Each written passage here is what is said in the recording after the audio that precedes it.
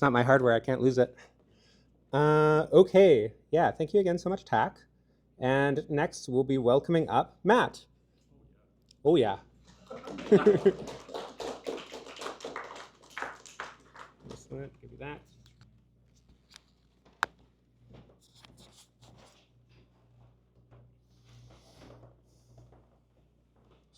Hello, everybody. Hi, hello. Oh, I get to see all your faces. You're all wonderful. I'm here to talk about Totally Balanced Card Game, which is this. So it's a card game where you have 5 cards in your hand. Enemies show up. You play weapons to attack your enemy, and your enemy gets the turn to attack you. And then you use your coins to buy stuff in the shop. That's the basic cycle of the game. You can see as things get discarded, in a moment you'll see this shuffle and cycle back in. So as you're buying cards, you're building your deck of tools, and you can even buy bigger coins to buy bigger things. And the game progresses until you've beaten all the decks of enemies at the top there. So that first screenshot was at the end of the jam, and this is a much more recent screenshot, and you'll see what happened in between in a moment. So part 1 is the jam. I'm Matt Welk. That's Ben Bergman. Hello, Ben. Daniel Bergman did the music, we did the programming, and Daniel did the art as well and the sound design. We're old chums. We have a YouTube channel called Games Explained where we do rules videos for board games, and an excellent aging podcast that you should check out. It's been a couple of years. And we had a plan for the jam. Our plan was, we'll make it work on the first day. That's always my goal. You want a playable prototype day 1. How can you polish something that doesn't work? Day 2, we'll make it complete. We'll see what cards need to be in this, what weapons, what coins, what enemies. And then we'll do some polish. We'll figure out what goblin mode means, because that's the theme of the jam. We had some ideas, but like you have to make a game before you have a mode on your game. We'll figure it out. And then, of course, the showcase. Real life looked a bit more like this, where it took 2 full days and a little bit into the morning to make the core of it work. Some new unexpected thing called Make It Clear, and then we'll make it complete just in time for the showcase. So what happened here?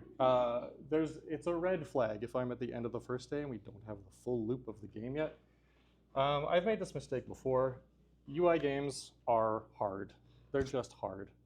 In my mind, I'm like, oh, you make a 3D game, you run and jump, like so many dimensions. But a 2D game that's mostly UI, this game, same problem as this crossword game. It was like a crossword. Everyone knows crosswords. How hard could it be? No, you have to make a whole crossword framework where you're setting state on different things and you're matching values. And then also that one is a race to the finish. So why are UI games hard to make? There's lots of state to manage, lots of transitions, lots of edge cases, and UIs are just hard. There are maybe good UI frameworks that exist, but only people complain about them anyway. It's just hard. It's regular hard. So my respect grows for UI programmers every time I make this mistake. We did some good things, though. So in Godot, you can use coroutines pretty naturally.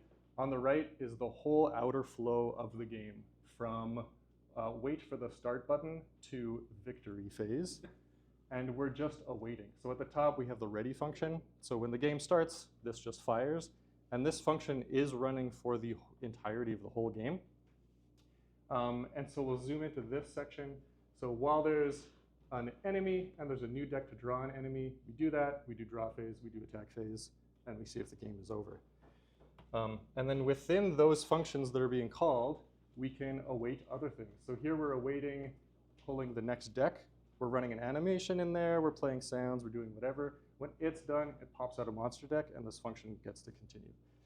So this is an alternative to having state be managed as nodes in a system that all have different scripts, or in having an enum of a bunch of states, or having nested enums or stuff like that. I found for at least this style of game, just having coroutines be the state was very effective. Oh, and a fun fact, there's no process loop in this at all. Nothing ticks. Everything is just signals and states, and that was pretty fun. So we got to the end of Make It Work, and it was time for playtest number 1. Shout out to Jeremy for being my first playtester. My instructions to him were think out loud. And one of the goals I had for this game was to have as little text as possible. I don't want a game where you have to read a paragraph to understand the game, and then you get to play. Lots of people skip it, so you have to make a game for them anyway. And so things had to be clear without a lot of text. These are my notes from the first play session. You can see it says, not clear, not immediately clear, confusing. This part was clear, that's a win. Why can't I, ... And so it became immediately clear that the game was not clear. So my previous goal had been, let's polish this game, and that was the wrong goal. The right goal was clarity for the player. So we're not adding sprinkles, we're not dusting, hey, this looks nice.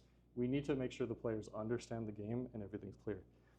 And I'm comparing polish and clarity because often, at least for me, I can look at a game and see, wow, this game is so polished. But really, that polish is there to communicate to me, and without the polish, I wouldn't understand the game as well. So here, this looks much nicer, but it communicates much better. These three are on their own. That communicates these are doing something different than this. This has a number and a health bar, so you can see how much life you've got from it, but you want that integer count as well. And it has an icon of an enemy, because it wasn't even clear you were fighting enemies until we had some sort of art on there. So the progress of the whole game, we started with a mock-up, which were Kenny assets in the game, shout out Kenny. And then all the way at the end, we had basically the same thing, but now it functioned and was a game. And then after learning we had to make it clear, we added the art, and things became more clear. And then by the end, we got to put in all of our nice assets. And we did a few play tests near the end. So we got to the end of the jam. Success. We had a 6-minute experience you could play and enjoy, and it was surprisingly balanced. We named it Totally Balanced Card Game when it was ironic, but it became true. Since then, we've been working hard on a version 2 of the game, and we've been doing playtesting. So we had made a restricted itch page, which is a duplicate of the original, but you have to, we have to give someone a key so they can access it, and they have to log that key to their account. That way they can post in the forum, we know who they are. When we're wrapping up playtesting, we can just close it all at once. We made sure it was just a web build, and that was to make it as easy as possible for people to playtest. You go to a website, you hit full screen, you're good to go. And then we had this community section, and we also had devlogs, which I don't think anybody saw. The template was pretty simple. We wanted a screenshot of their win or loss screen. We wanted what you liked, what you didn't like, and any other thoughts you had on the game. It was very simple, but it was very useful and helped guide us a lot. And the reason we wanted a picture of the end screen is because we jammed the end screen full of information that was useful to me. So we know it says game over. That means you lost. These are the cards that you trashed. Yes, there's a trash system now. These are the cards that were remaining in your hand. And the last defeated enemy, the number of decks remaining. So if you lost, we could see how far you got. And if you won, we could see what was your final deck. Like, what does a winning deck look like?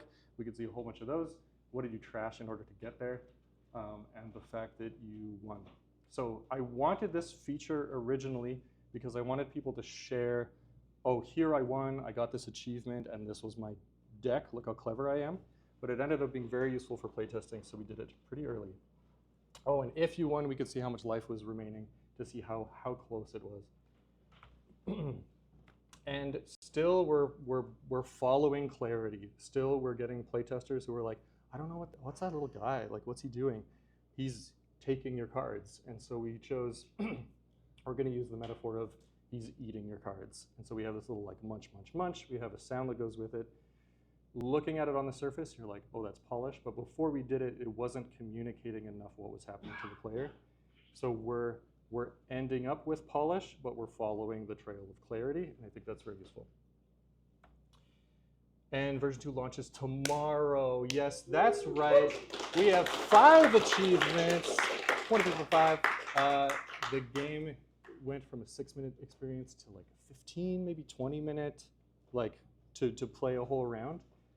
It'll probably take you a few times to win, and after you win, there are achievements you can go for. And we store the achievements as browser cookies. That was pretty good. So that's the talk. You can play it.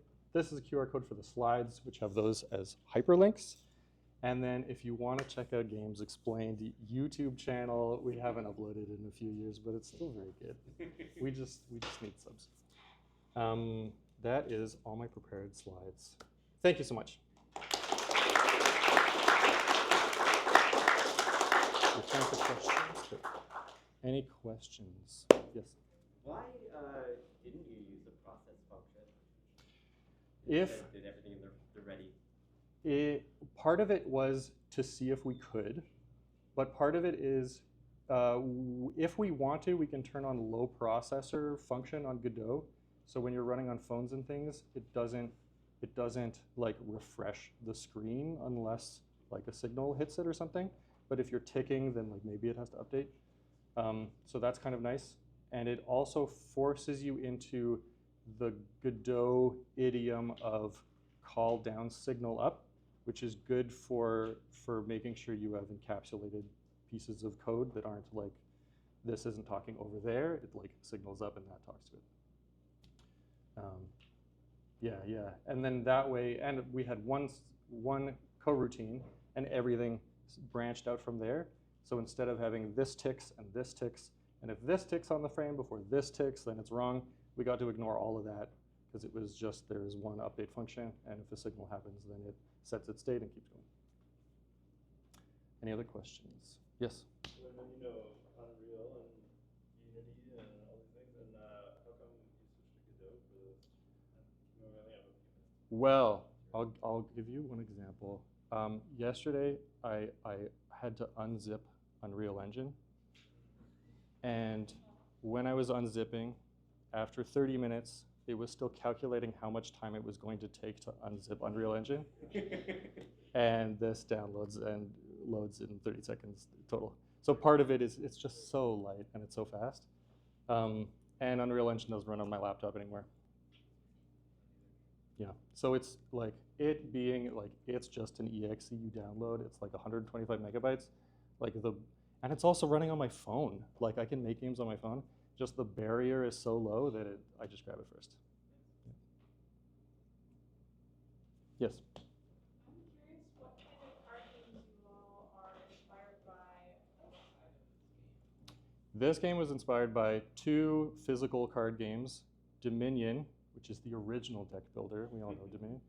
And a game inspired by Dominion called Road to El Dorado, which is like, if you know Dominion, you're just trying to accumulate points, and then eventually your deck gets so full of points, like the game has to end because you can't really do anything anymore. The Road to El Dorado is, instead of gaining points, you're going on a journey. And so you need certain cards to get through this part, certain cards to get through that part. And the cards themselves are very simple. And so are the cards in this game. And so that was the inspiration there. Okay, we'll chat later. Thank you.